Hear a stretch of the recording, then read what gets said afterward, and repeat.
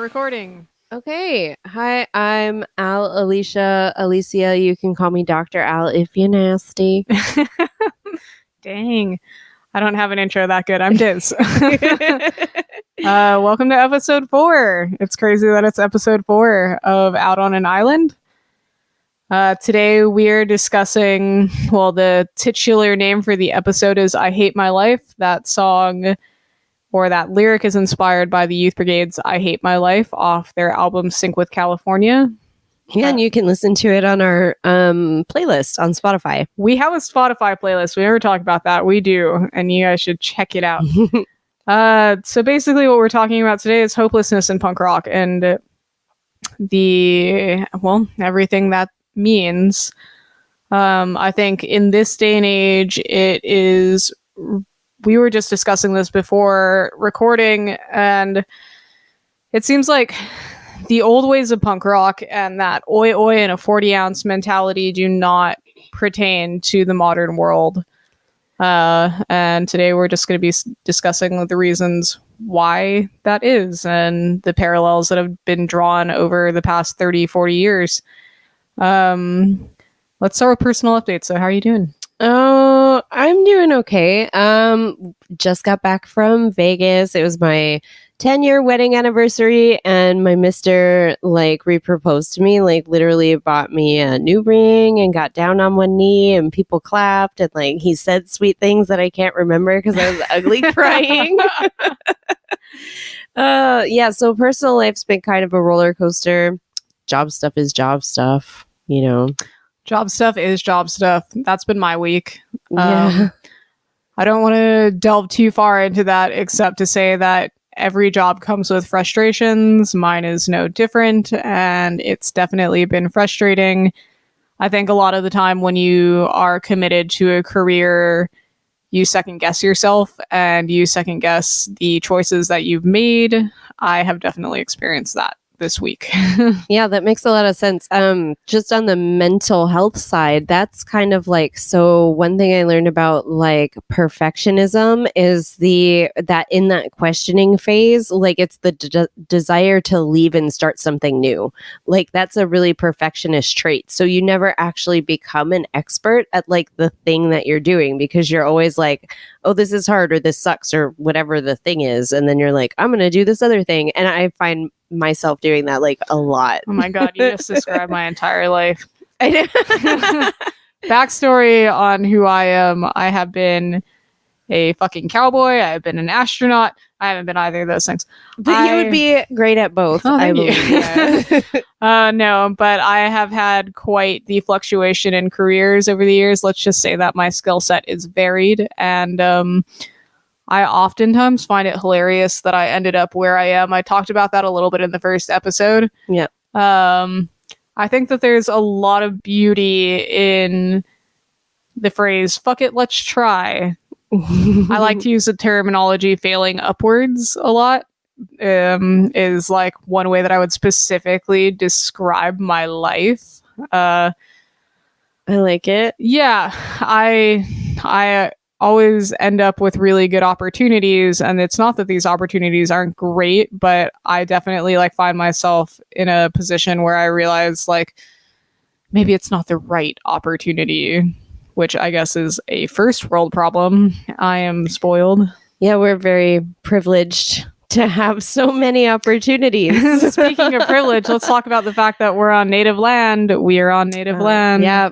And whose native land is it? It is the Kingdom of Hawaii, and it was stolen. Yeah, so it was annexed in July 7th, 1898. We should also mention that we do a little bit of drinking before the podcast starts, just to loosen the old nerves, so sometimes we're not always spot on with our facts. If you guys have something to say about it, please tell us about it, because we can be better people. We are wholly accepting of that fact. Yeah, we'll happily acknowledge any mistakes, and thank you in advance for anything that you catch that we kind of fuck up. What are we drinking tonight? Because it's a little different. We're being bougie. We're not. We're just drinking what is basically an alcoholic Italian soda with amaretto as a flavoring. Normally Alicia and I both have a gluten intolerance, so we drink a lot of vodka. This was just a way to be fancy tonight. We're a little fancy tonight. It's the 4th episode where I think we're both feeling a little celebratory. We didn't think we were going to make it. I mean, I think we thought we were going to make it. Yeah. It's just good that we did make it. Yeah, because life happens. Yeah. A lot of life has happened between episodes 2 and 3. So a lot of life has happened. You got re-engaged. Oh my gosh, I did. Yeah. So I know that sounded so bland. Like, oh my gosh, yeah, that totally happened. Yeah, no, it was, yeah. So that happened. Life has been happening. We're just trucking along. We have real jobs outside of this. One day, maybe this will be our job, but we're not there yet. We're definitely not there yet. This is actually, I think we were both saying this is the work that we would like to do or that we look forward to doing every week on top of the work that we do regularly. Yeah, for our own professional lives. So what about current events? We have a couple things on the docket to talk current about events this week. It feels really good to discuss current events this week, honestly. Obviously, if you listened to the last episode, last week did not feel good to discuss current events, and it was basically the crux of the entire episode on just how what's the word, apathetic the world, the news can make you feel, or just the world that you're living in can make you feel. This week was a little bit sillier than that. We can talk about the slap heard around the world. Yeah, so I have a couple of thoughts on the slap. Like the first thing that came up for me. Oh, before we get into that, we should mention this was Will Smith slapping Chris Rock at the Oscars, which we're right there with you. Who gives a fuck?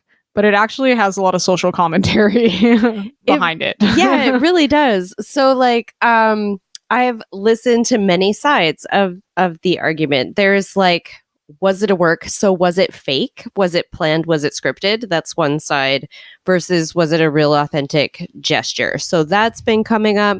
There's who is right and who is wrong. That's coming up.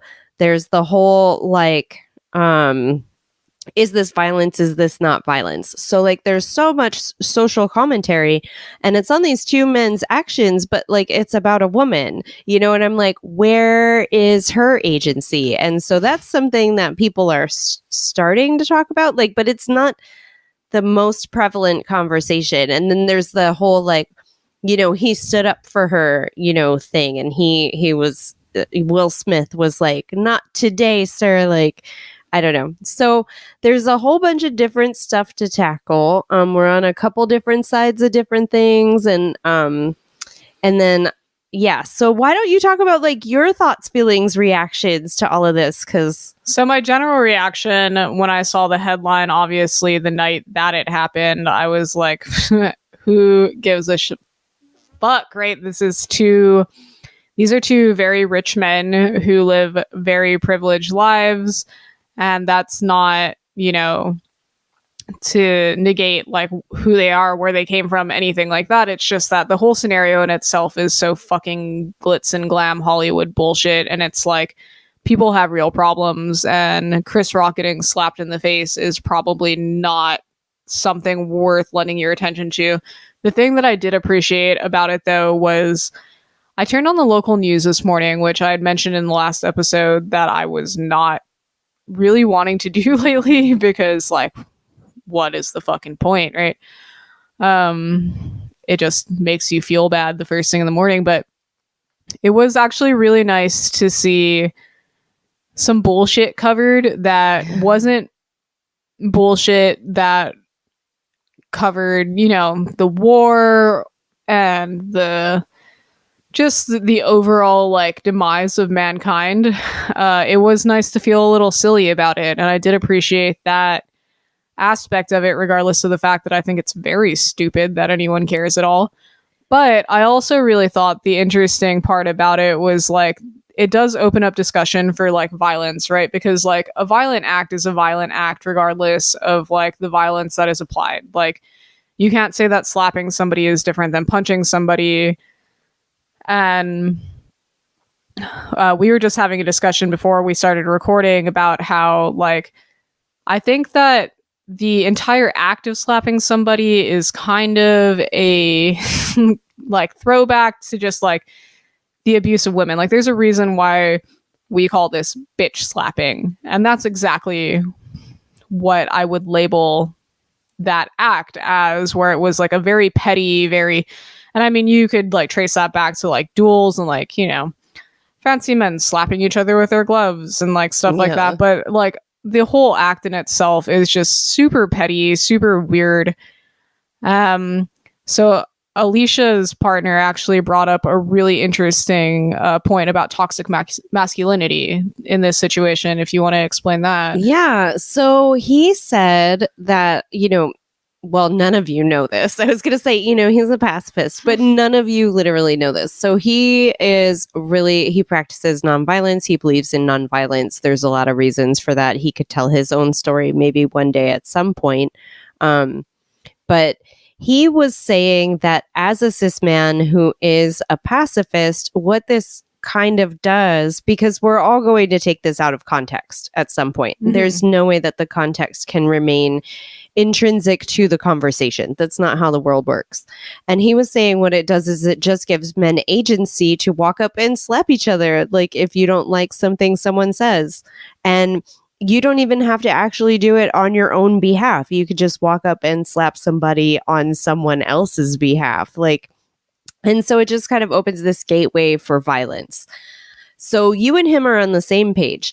And before you brought up the whole bitch slap thing in the history of like domestic violence, which totally is like, duh, it makes so much sense. And I do see it and I appreciate it.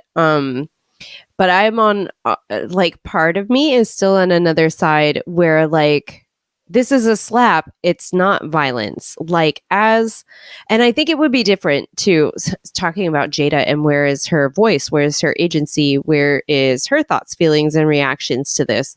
If Jada would have walked up and slapped him, oh my gosh, how different would the narrative have been? Absolutely. Yeah. But then also like, as women, we are constantly taught to like put up with things, like you just have to let this be. This is a dude, like you can't humiliate him in public or whatever. And so from that perspective, like I looked at the slap as not necessarily a violent act. Like it was more like I don't know, my parents, my mom smacked me when I was a kid. Like I would get like spankings and slaps. And so I feel like I've internalized the acceptance of that, because what it is in that context, because it's not beating or anything, it's teaching a lesson that you've gone too far. I'm not saying it's correct. I'm just saying that that's how I internalized it. And so when I saw that, it was definitely, Will Smith being like, you joking about a serious medical condition is not okay. You crossed the line. Yeah, there's a line and you crossed it, sir. Yeah, which like is fine. I think that like pertaining back to like historical like scenarios around the slap, it definitely ended up with more violence afterward, right? Because it's an act of humiliation. It is like I said, and like I don't love the terminology, but like I'm just gonna reiterate, like bitch slapping, right? Like it comes with like a connotation of humiliation. And I think that like over-assertment of dominance through like an act that is meant to be humiliating is, I mean, there's all kinds of different ways that you can look at this, and there's different perspectives that you can look at this. Like I know like the punching Nazis thing is really huge, and like, yeah, fuck Nazis. I'm right there with you. I think that's an entirely different conversation to have, but like, like where do the lines get drawn on like what is petty and like what is serious, and like where violence matters, and like where violence is a controversial act, I mean, it definitely blows the doors wide open on a lot of discussion, which is the only reason that we are even talking about it. Because like I said, from the get-go, who gives a fuck? And that takes me to something, literally, I was just on Instagram. We were having some mic issues and trying to figure it out. And I hopped on Instagram And so I just saw this thing and I thought, oh, how timely. Someone posted a meme and it's from, I would think, Twitter, but it's, what is the bigger news story from the weekend? An actor slapping another actor at a self-interested award show, or Congress stopping universal school meals after this school year, which fed an extra 10 million kids and impacts our national potential, our nation's potential, sorry. Well, there you have it. Right? Yeah, right? That is the question, though. I mean, like, on a broader scale, like I said, from my own personal perspective, I understand how it felt really nice to focus on something that was not all encompassing in hopelessness. And it was, it was nice to see some bullshit. I think the world feels like that, especially after the past few years. But I think that it is important to keep your convictions for what you believe, like your partner's ability to see this through like his pacifist perspective was really beautiful, Yeah, right? Yeah. It kind of helped reframe like, oh, maybe this is violence. And like not only like maybe is it violence, but like what is the overall like overarching like message that it sends, because it was displayed on such a public platform. Yeah. And I know so many people are talking about this, about like the investigations of assault. Is it assault? Whatever, like, and so that's not really like our Kuliana or our job or our work. We just kind of wanted to share some different perspectives, like, because the world is so broad and vast and there's a lot of different conversations happening. We just kind of wanted to share more about the different conversations, I think. And I think that like it definitely does like segue nicely into our topic today about hopelessness and like what that entails, because I think that it is really easy to focus on something so superficial when you do feel hopeless. Like it is like a nice reprieve from, it's like a breath of fresh air from just like, fuck, I am bogged down in like so many serious issues. And like in Alicia's profession and my profession, like serious issues are at the forefront. That's what we do. That's what we deal with is, and this stupid meme like reiterates that. Like if you really look beyond that to what else is in the news, what else we should be paying attention to, like the slap is the least important thing on this list. Yeah. Like 10 million kids are going to lose their free food next year. And fucking Will Smith, right? Yeah. But anyway, like I mentioned, that is a good segue into our topic today, which is hopelessness in punk rock. And I think that hopelessness is an incredibly contagious, is I think a good word,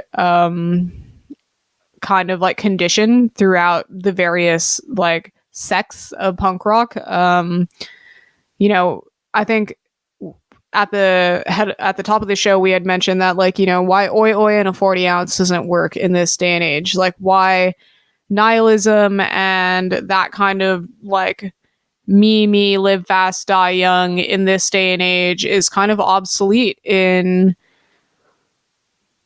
punk rock culture. We're facing a lot more issues than we were in the 80s that are all encompassing. It was really easy, I think, to be a wasted American youth with this perspective of like, okay, well, it's, we're all going to get blown up by a nuclear war, so let's fucking drink ourselves silly. That didn't happen. We are clearly still here. Yeah. Also, dealing with Russia, like you brought up before the show started, like what a crazy parallel is that? Like we had problems with Russia in the 80s, and now we're having, or well, since the 50s, right? Yeah. And then so we're having problems with Russia again. And I think like it's just I think like the thing that's really interesting about it is like how much that's flipped though. Like I think it is so much more punk to care now, like hopelessness in punk rock is something that you, like I mentioned, you'll find in like any sect of punk rock, especially like I particularly enjoy crust punk, and that is probably one of the most hopeless genres of punk rock available today. Like if you're going to be like a one size fits all crust band, you're going to talk about death and destruction and the world dying and all of those things. I think Anti-Schism was like a really incredible band when they were at, you know, the top of their popularity. Salvation or Annihilation comes into my mind, where I believe the lyric was salvation or annihilation, the choice is up to you and me. Genocide was once a spark, it's about to be reality. It is reality. It's been reality for a long time. And I think that kids are just more educated now. We have so much more information available at our fingertips from such a young age, and we are so much more connected to the constant happenings of the world that like you don't have a choice but to grow up a little faster. So like, was that live fast, die young, oi oi, and a 40-ounce mentality that we saw in the 80s with punk rock more of a condition or like a symptom of being disconnected?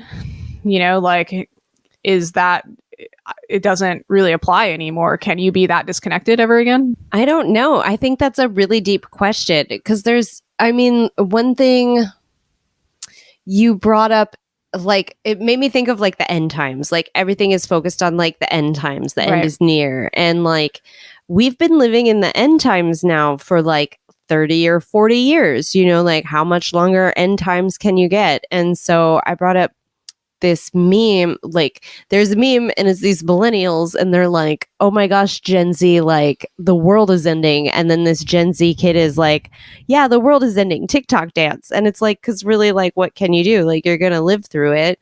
While you were talking right now, I was thinking about the glamorization too, that went into like something about the voyeur aspect of punk rock degenerates destroying themselves, right? So you get like all this money and all this fame, and then you just kind of die. You know, like I was thinking specifically of Sid and Nancy, and then I was thinking about like metal bands of the 80s and how they used to destroy hotel rooms, and no one, like, for me, this is not punk rock, but Linkin Park did an interview and they were like, nah, I'm not going to destroy my hotel room. I have to get home to my kids, you know? So there's like this whole media machine also, and music machine that goes into like, who then are they popularizing or promoting, or like, where is the focus? Punk rock's always been kind of like, I feel like other types of punk rock have always been change oriented. Like we have talked earlier in our episodes about how it's like, it's not like the world is just fucked and what, like, yeah, there's songs about destruction, there's songs about like burning it all down, like there's songs about like, you know, watching the world end, but then there's also like songs about like, okay, then I'm gonna pick myself up tomorrow because it's another fucking day and I have to go to work because I have a job, because I have whatever mortgage and bills and stuff to pay. I mean, I think that is like another like symptom of being so connected in this world and being so informed, is that like, as like a punk rocker in like a changing world, like you don't really have the luxury of like ignorance and like bliss, right? No.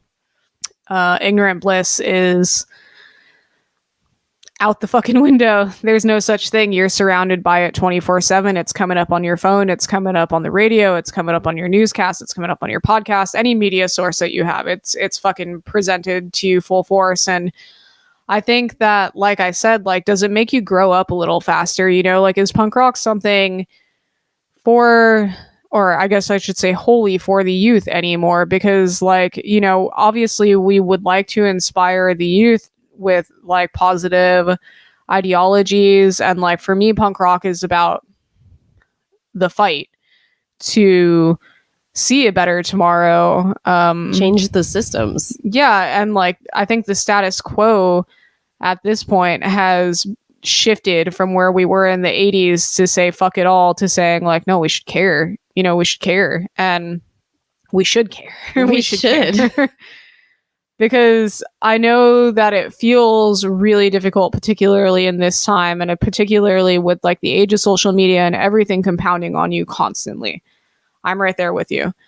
But like, it is harder to care than it is not to care. I think on a personal level where you want to get up and act on it. Like, I think like in this day and age, we see a lot of depression. We see a lot of like the opioid addiction has obviously become a fucking rampant epidemic in this country. And I think all of those things are just a result of like the amount of work that you have to put into not caring. Okay, I want to echo that it's harder to care than not care, right? That's what you said. It's harder to care than not care. And I want to echo and amplify. Yeah. Wait.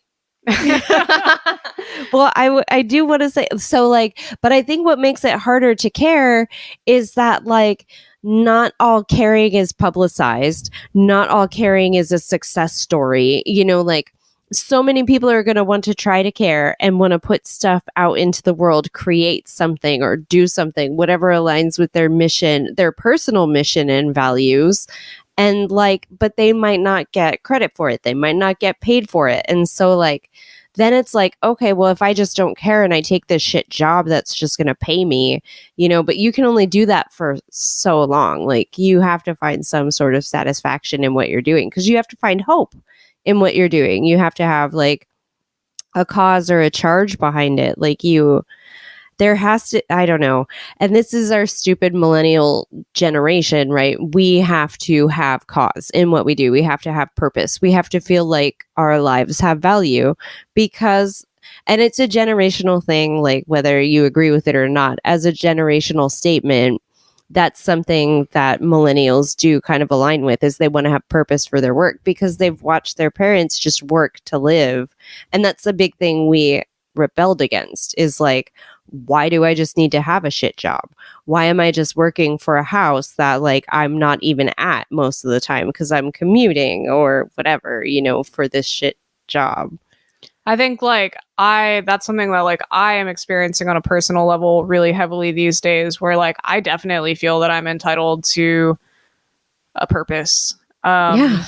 And I don't know if that's conditional. I don't know if that's nature or nurture. I honestly couldn't tell you. I'm just a tiny human. But I can tell you that I experience that deeply, and I can tell you that I have parents that encourage it, though, and I think that is like the beauty in like the generations as they pass, is that we should be encouraging joy.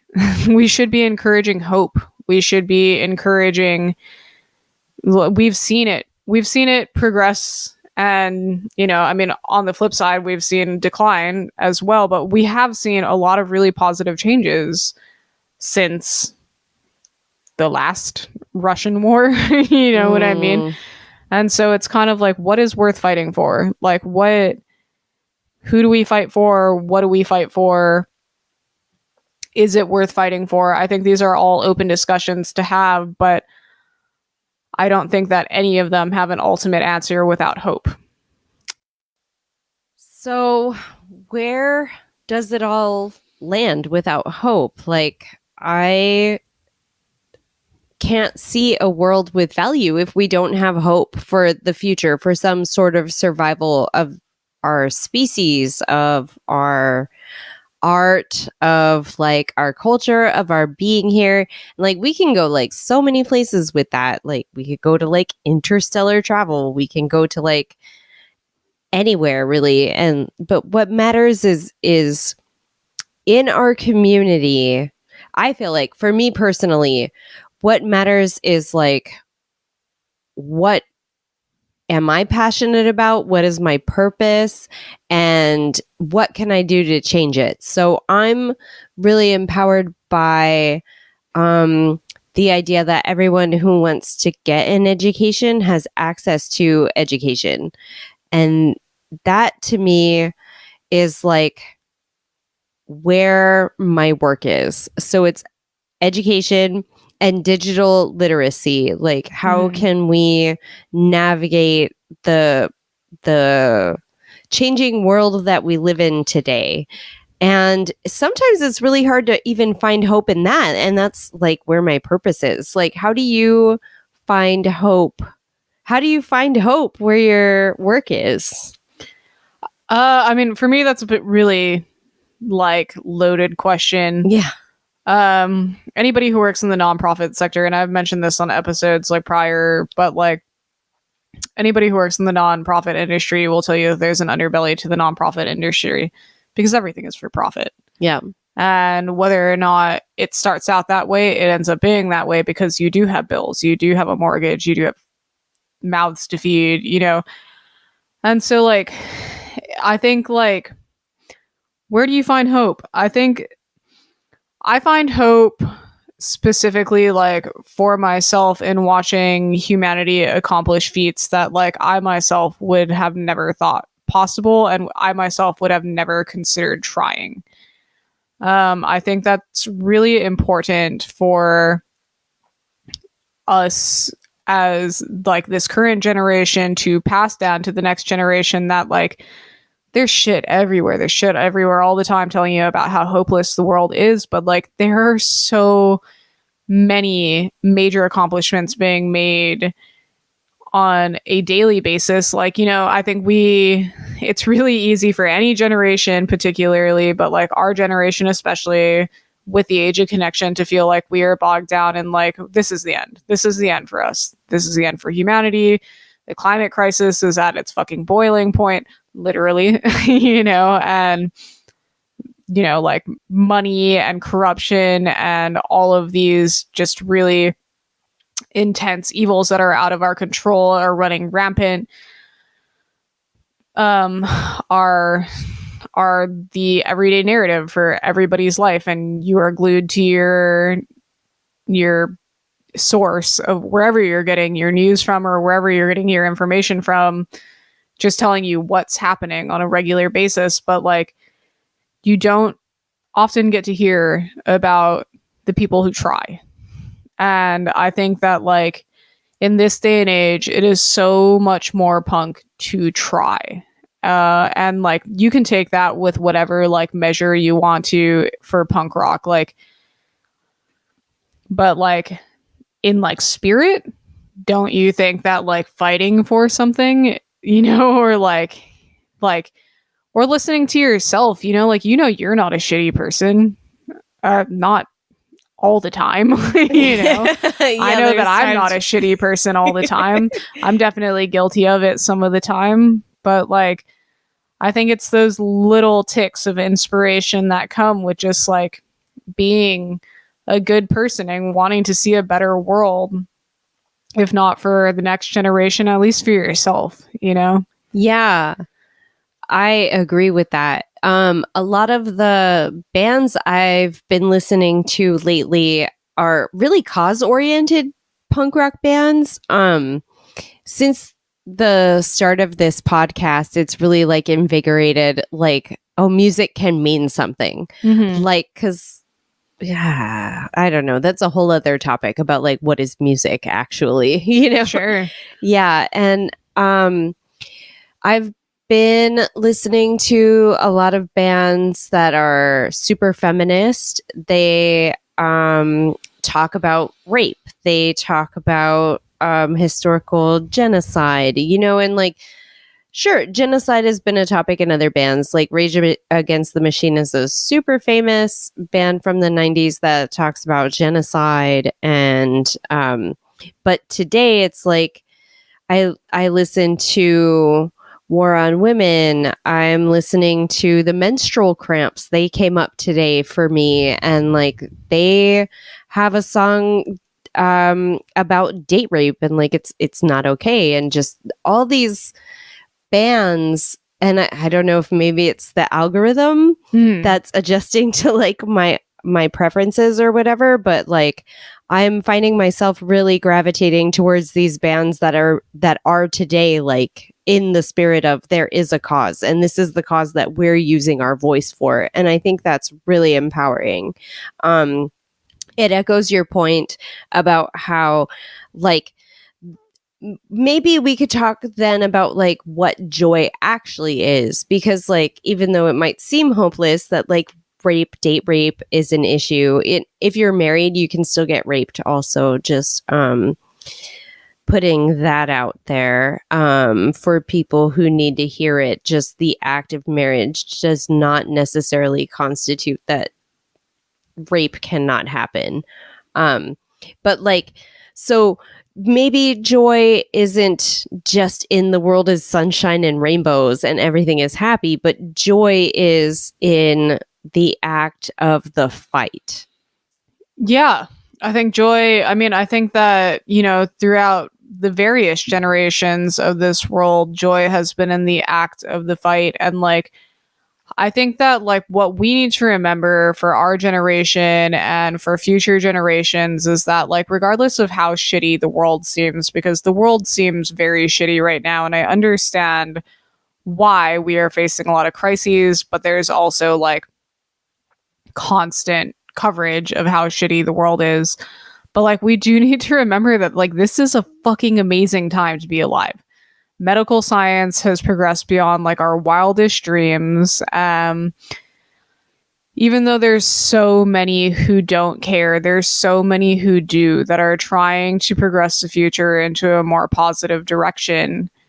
I think that like it's really easy to forget that that happens, but like if you seek it, like it's out there for you. And if you feel like you are in a place where you are absolutely hopeless, like there are 1,000 things that could prove you wrong. Just like there are 1,000 resources that could prove you right. It just depends on like what you're seeking. If you are the kind of person who is inspired by change, you will find change being made. Just like if you are the kind of person who is inspired by hopelessness, you will find an outlet for your hopelessness. Yeah, that's a really amazing point. A couple of things came up for me while you were talking, and one, I mean, okay, so I just got a different tangent for a different one. The first thing that came up for me was the chick who made an app. She's not a chick, she's a person. I don't know how she identifies. They made an app that it can translate ASL to text.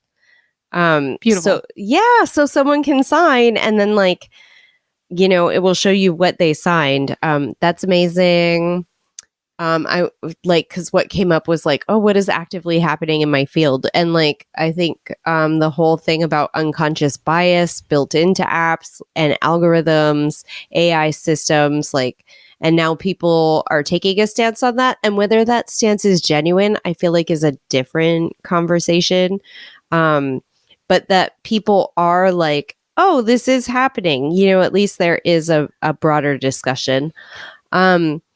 Another thing that came up for me, though, is like, okay, and this is something I struggle with a lot. Like, I don't know if you do, but like, oh, all this work is being done. How can I possibly make a difference? And so even though I want to have a purpose, I have like a clear direction, like I'm still wondering, like, how is my voice going to make an impact in this sea of impact, you know? Especially with like what is prioritized. And I don't know if that comes up for you. I think like what comes to mind in hearing that is like the old adage, like ideas are bulletproof. And I know that that like particular phrase is surrounded by like so much like tough guy bullshit, like bulletproof, you know what I mean? Like kind of bullshit. But like it does make sense because like once an idea is like put out there into the world, like somebody else has had that idea. Somebody else will have that idea again.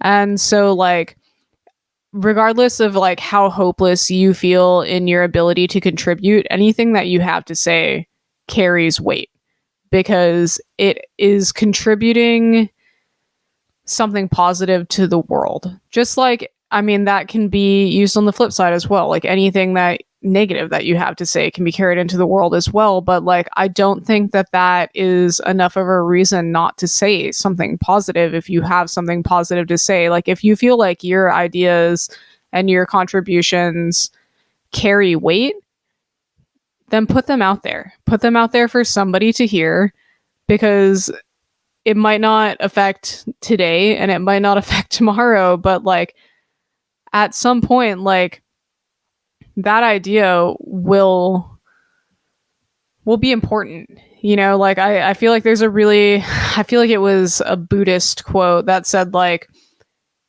something to the effect of like, everything that you do won't matter, but it's important that you do it because nobody else will. Oh, I like that. Yeah, isn't that beautiful?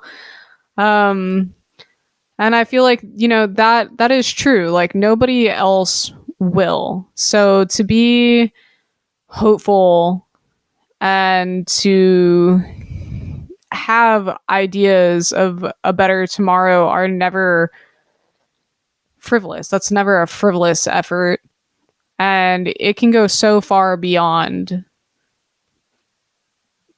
what you think is possible with it. So if you have a contribution, like, offer your contribution at something, you know, whether you want to start a punk band, whether you want to start a podcast, I don't know what you want to do with your life, whether you want to fucking put it on a t-shirt, I don't fucking care. Say it though. Yeah, there's always room. I think that's the important takeaway, right?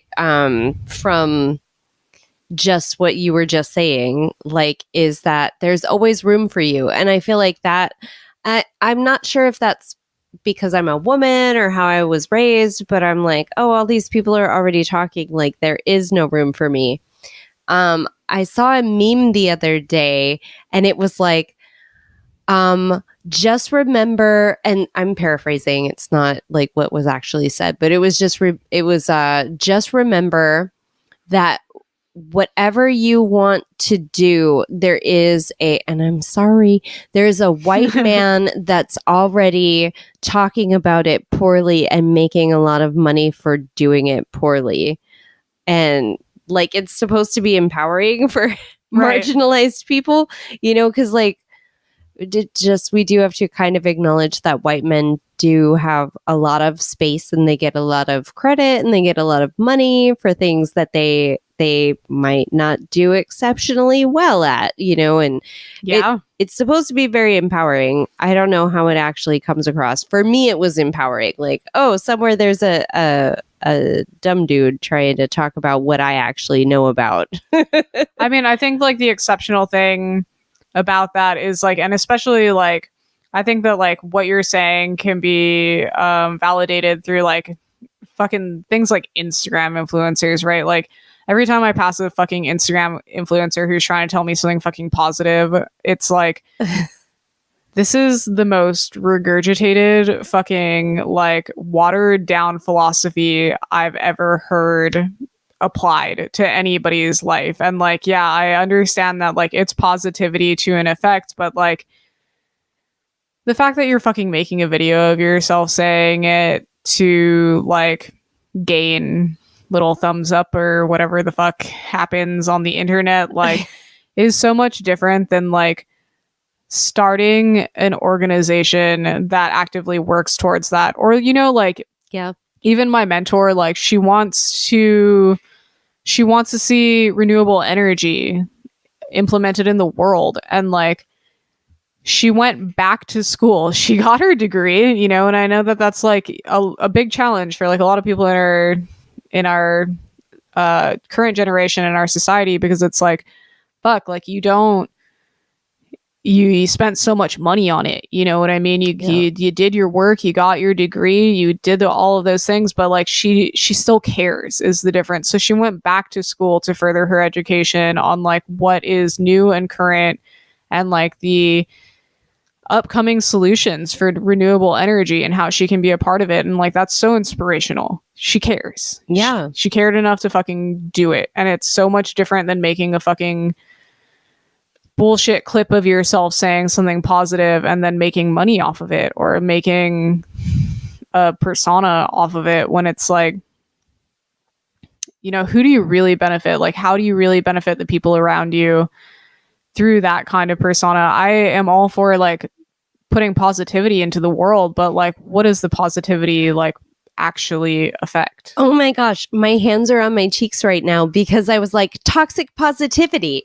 Toxic positivity is also a thing. And it's that, like, if you don't have the mindset that you can succeed and you're not exuding at all the time good vibes only, then like you're being toxically positive. Like, we are all people. We are living in a world that is legitimately inundated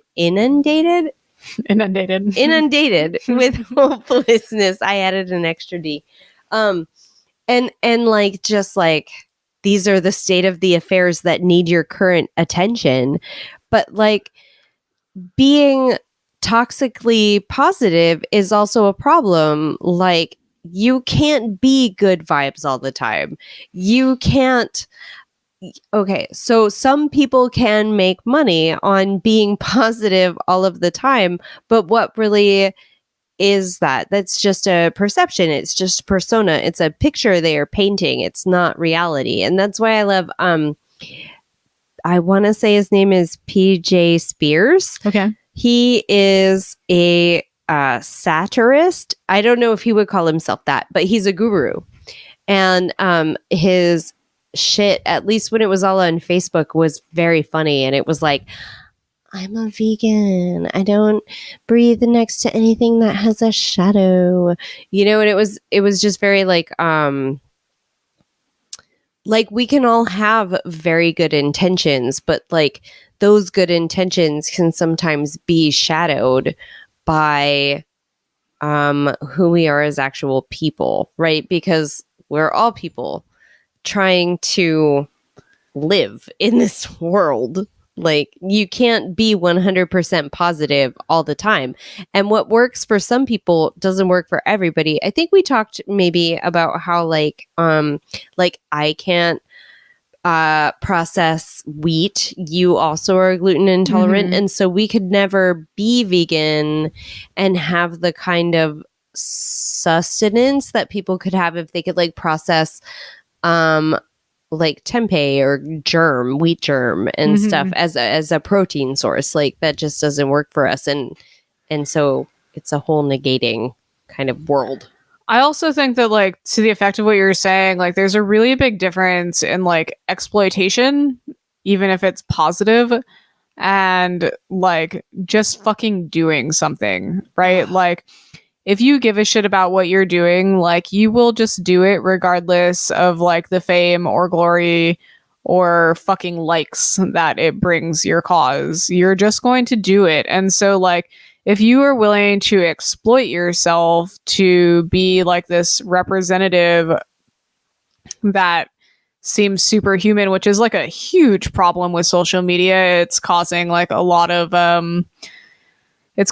people, particularly like youth, like self-esteem issues, because like, how do you acquire that ideal of perfection? You never will, because it's fake. Yeah, there's a production company behind that. Exactly. And so like, if you're really doing something that you care about, like, just fucking do it. You don't have to fucking talk about it, you know? And like, it doesn't make any less effect. Like, I feel like, you know, it doesn't, the amount of difference that it'll make whether or not you become an influencer or whether or not you just are working behind the scenes, working locally with the cause that you have the power to control, will not be different.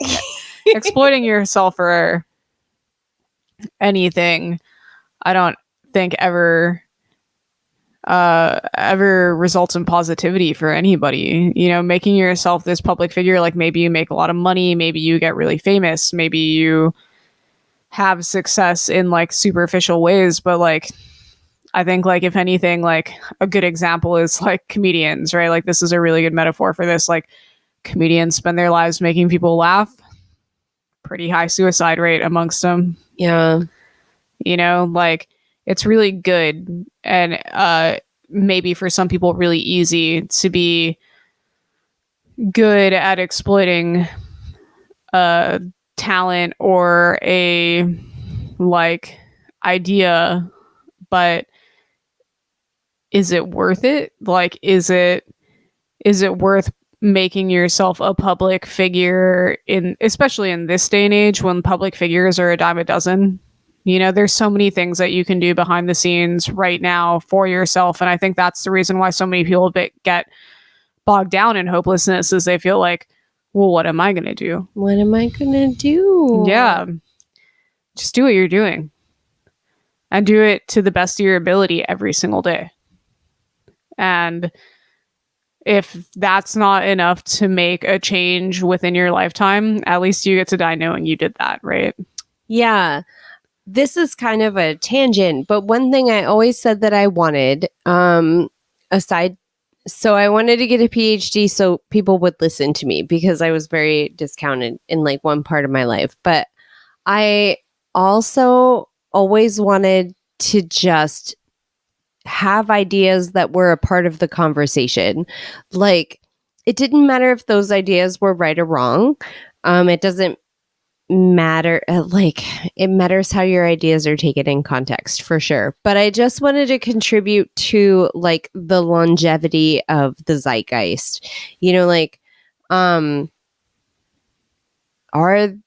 my thoughts worth having? Which is kind of like a really superficial question when you think about it, but it also kind of contributes to like trying to address why people feel hopeless. Like, what are our focuses? Like, right now, we live in a capitalist society that is predominantly just based on how much money you make as a person.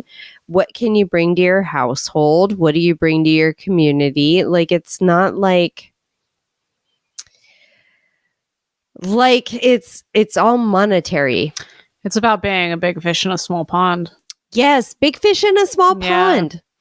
I think like that was a discussion that I had with one of my really good friends earlier today, where I was expressing that, like, you know, Hawaii is a really great place to be a big fish in a small pond. It requires, because resources are limited, it requires the bare minimum to be exceptional.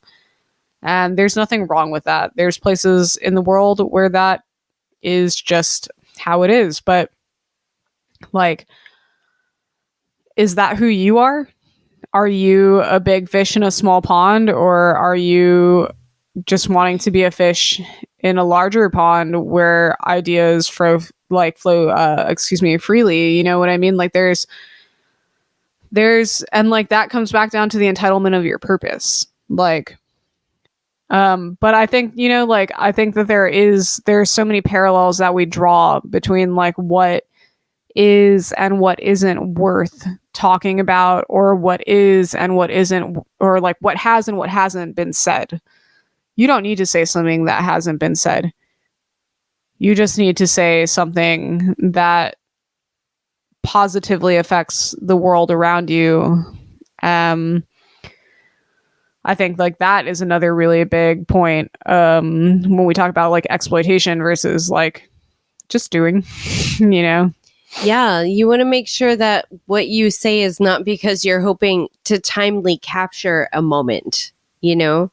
Anybody can be a meme. Mm-hmm. Anybody can be clickbait. Anybody can have something that works for 15 minutes. What is this? 15 minutes of fame or whatever. Yeah.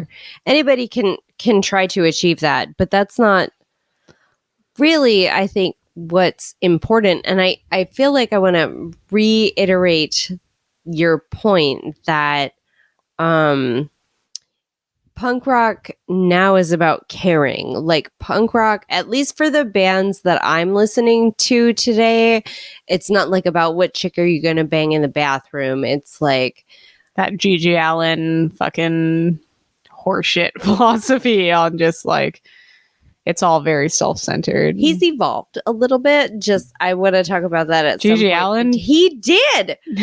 Oh my gosh, I've been listening to his 2019 stuff, and it's like crazy different. G.G. Allen's dead. No. Yes. Then who am I thinking about? We will revisit this topic. Literally. This will not be edited, but it will be revisited. A lot of bands that I listen to are about Jello Biafra is who I was thinking of, not Yeah, Gigi Gigi Allen. Allen's definitely dead. Yeah, and he definitely died a fucking scumbag. Yeah, and Jello Biafra is not a scumbag. He's like constantly still in the fight. I mean, I don't know about. Anyways, this is a tangent. And the thing is, the bands that I'm listening to today are really like, these are the causes. And that's going to turn people off. Like, it's going to be like, absolutely, yeah. Yeah, political punk is punk rock. I think it always has been. I think that's the entire basis that punk rock was created on. I agree. And just the politics, the scope of politics has changed. Like bodily autonomy is now like foundational. Like for women's bodily autonomy, it's foundational in punk rock where it wasn't before. It was just like, I don't want this person infringing on my rights. And now it's like, I don't want you touching me in this way. I don't want to be touched. And I feel like that's like equatable. I feel like it's really important to mention that like not only has like that evolved from saying like, you know, I am a woman with rights, but like we experienced a lot of things within the past few years that made like being a woman particularly real. I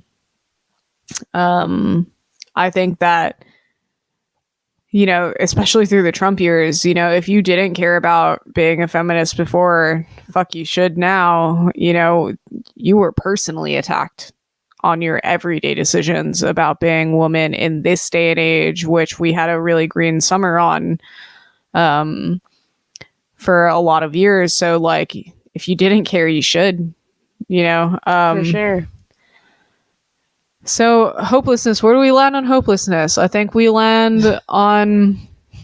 We had a very clear mission, I just want to say. Yeah. It was to say that there was more hope in punk rock today than there was hopelessness. I feel like in many ways we stated that, but I also kind of maybe, I don't know, is that reality to you? I think that if it's not in this current age, it should be. If you enjoy listening to this, good on you. I hope that we're helping you out. And if we are, then, you know, rethink your value, rethink your place in history and your position in line, and consider it important. It is.